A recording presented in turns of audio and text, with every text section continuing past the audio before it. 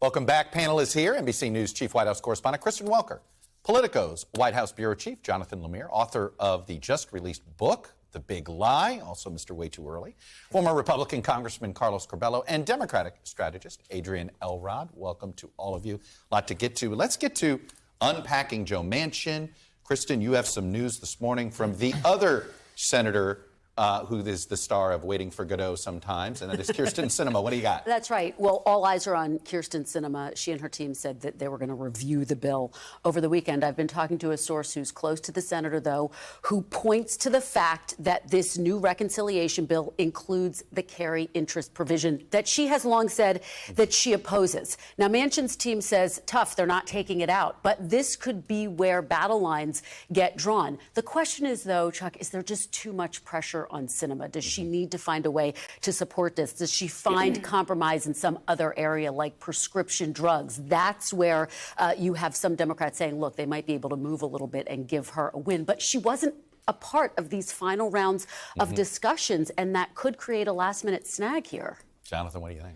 Yeah, it's an extraordinary thing if she were to be the lone vote that sinks a package that has so many Democratic priorities, and they've been trying so long and so hard to get done. We know that the White House largely took a hands-off approach to the deal struck between Manchin and Schumer, though they were in contact with the Senate Majority Leader's team.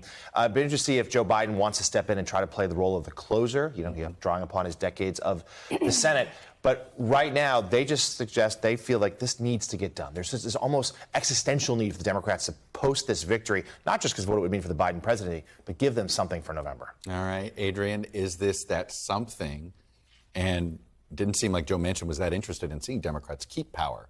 So what are we supposed to take away from this? Well, first of all, I mean, I think as a longtime Democratic strategist, and I think most people in the White House, too, and most other people in Congress, Democrats, we would like to see Democrats keep control of the House and the Senate. Why do you think Joe Manchin doesn't care? Well, look, there's a reason why he's been reelected multiple times in one of the reddest states in the country. I mean, he's always kind of keeping both sides guessing, and he does a very good job of making both sides relatively happy. But I think he probably would like to keep that chairmanship. So, we'll see what happens. But look, I mean, I think what we need to do is take a step back and look at the fact that President Biden has posted more wins, more legislative victories on the board than a lot of presidents before him. He's already passed 3 major economic packages, of course, with the CHIPS Act this past week. And yes, I think this Inflation Reduction Act is going to get passed. But I think we also need to look at what we've done so far and take those victories into account. And will it matter in November? Well, look, 2 things. I think Republicans are going to attack this bill, number one, because Inflation Reduction Act is a bit of a gimmick. I mean, this bill does not actually address any of the fundamental causes of inflation. And I had somebody say when you get Schumer and Manchin in a room, you're going to get some crazy names. Yeah, they exactly. like to overtitle things, overspin things. This was like when couples get together to name a baby. This was the last thing on the list, right? So that's number one. Number two, it does raise taxes. And if voters do remain frustrated about the economy, that is an attack that will resonate. In terms of the climate provisions, I think they're fairly popular. Certainly, there's something in this bill for fossil fuels. It was the product of a negotiation. And I think the healthcare provisions will be popular, too. I think more importantly for Democrats, it seemed this week that for the first time in a long time, Chuck Schumer and not Mitch McConnell was in charge of the United States Senate. Yeah, I mean, everybody's shocked that the majority leader got the best of the minority leader. But yes, everybody was shocked. That's right. It seems like this is still Mitch McConnell's Senate. Including Mitch McConnell. He was outmaneuvered for the first time, and frankly, since anyone can remember,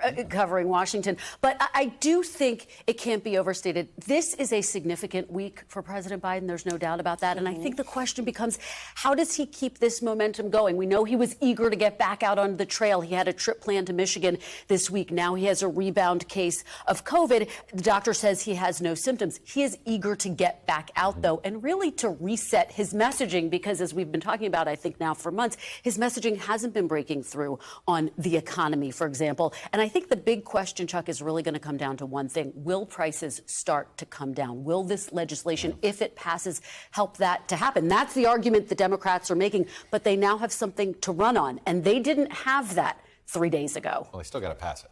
That's right. They still got it. That's right. Yeah, they still have to pass it. And it was a mixed week on the economy, right? There's some encouraging signs, but also some very much not so. And the White House engaged in some semantic battles over whether the word recession should be applied here or not. And I think that they say that this bill will have some impact, but it's going to be a while. And it's going to take a while. There's only so much the White House or Congress can do to combat inflation. It's about how voters feel. And right now, we know the polling. They don't feel great. They don't feel great about the state of the country. They don't feel great right now about the state of the White House. But Biden and his team believe, and once he recovers from this COVID bounce back, that they think they finally will have a message they can drive forward. You know, Carlos, Republicans seem so rattled that what were they thinking on this toxic burn pit bill? I mean, it does feel like the ultimate in the phrase unforced error. Yeah, that's why I'm telling you this week was just a very different week in the United States Senate. Republicans, I understand, they're talking about some accounting provision, but at the end of the day, they cannot win the messaging war on this issue. They're going to have to capitulate and vote for it. Senator Rubio, who is in a re-election fight, voted for the bill. That's how you know that there's some perceived political peril there. So this was a big mistake, and it just feeds this narrative that Democrats are mounting a bit of a comeback. Adrienne, this is a big fossil fuel bill as well. It gives a lot of the fossil fuel industry. Progressives seem to be willing to eat that crow a little bit, or whatever you want to call it. They seem to be willing to eat it for the other investments. Exactly. You confident that's still going to pass the House? Yeah, I am. I mean, look, it's going to be a challenge. The sausage making is never easy, but it's $369 billion bill, the most historic investments we've ever had in our country when it comes to climate. And activists may not be thrilled with the entire package, but that's part of the deal. And I think holistically you're seeing both progressives and moderates coming together and saying we need to get something done. All right, I want to pivot. We got primaries this Tuesday, and it means Donald Trump, which also means we're going to bring up your book, Jonathan, because it all sort of seems to go together. Because the initial, you call it the big lie, throughout this thing, and you talk about it, it started so early. Initial false claims, subsequent embellishment, incessant repetition, clear signs that he knows the truth but chooses to keep telling the lie, all enabled by aides, either unwilling or unable to stop him. And it began in 2015. Yeah, it did. Soon after he became president, and it really became a presidential candidate, and it really accelerated in the middle of summer in 2016, where he, in an otherwise unremarkable rally in October in Ohio, says that he doesn't think the general election is going to be conducted fairly. And the seeds were planted then, and it was amplified by the conservative media, amplified by other Republicans, especially once he took office. And he was willing to tell lies, big or small, to condition them to go along with whatever he said, to use the powers of government leading up to January 6th. And now he's divided the Republican Party. I think Arizona governor might be the greatest example of this split between sort of Trumpists. Let me play both Kari Lake, Karen Robeson, who sort of show you the two wings of this party right now. If we don't get the right person in there, if we don't vote Kari Lake, we're going to get an open borders rhino, or we're going to get an open borders socialist. As governor, I will secure our border. I have a tough 6-point plan that begins by calling our legislators into an emergency session. You know, Carlos, it really felt like somebody who was following the Mitt Romney playbook. I've got a 6-point plan. And somebody who's following the Donald Trump playbook. Open border socialist. Like, that's the party now, huh? Yeah, I mean, it's a reminder of the toxicity that Donald Trump inserted into the Republican Party. Some people are fighting to take that out. Obviously, Mike Pence has picked up that flag now. Will they succeed or not? We'll see. I mean, there have been some successes by more traditional or establishment-type Republicans this primary season. It doesn't appear that Donald Trump is the totally dominant, force in the party anymore. He does have some competition, but these days he's also getting support from Democrats who are funding some of these MAGA Trump candidates, which I think is, a big problem, and I think a scandal that hasn't been discussed enough. But these candidates, they're getting amplified, they're getting heard, and, the more that message is out there, the more it intoxicates our politics. Adrienne, are you comfortable with that strategy that the DCCC did this week? And it's not the first time sort of helping essentially somebody who's an illiberal, small d Democrat? Yeah, look, it's a tale as old as time. Both Democrats and Republicans have been doing this for a long time. You want to make sure that you are running against the weakest opponent that you possibly can. I'm not seeing all the empirical data, but I do have faith that the strategists at the DCCC are seeing something that says if we can help get these, crazy insurrectionists over the finish line to being the general election nominee. Well, look, it's a risk that we have to take. But let me also say this, Chuck. Democrats are often criticized for not being tough enough or not being,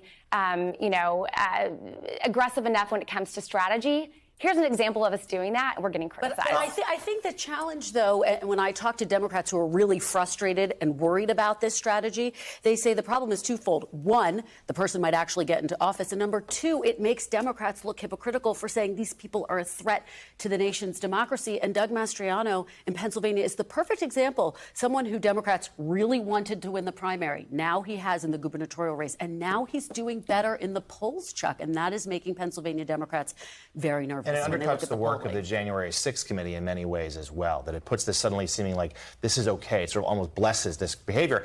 And it just goes to show that Trump, though certainly maybe he's been weakened somewhat over this past summer by the committee and other things, he is still the loudest voice in the party. It's still, the big lie is a litmus test, and it is shaping the politics of the Republican Party, and it's not going anywhere. We're going to have this, live with this year and through 24. Well, as I'm going to show, I think the reason why Democrats have a fighting chance, Donald Trump. Doesn't go away, and the Republican Party never got to remake themselves or remodel themselves. You guys are terrific. Thank you. Thanks for watching our YouTube channel. Follow today's top stories and breaking news by downloading the NBC News app.